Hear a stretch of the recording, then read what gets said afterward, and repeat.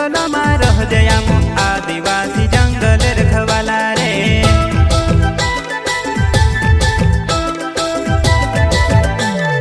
चल जंगल जमीन काजे पूजे रे आदिवासी दुनिया ने रखवाला रे। बाप देव खतरी काजे पूजे रे आदिवासी सबसे निराला रे।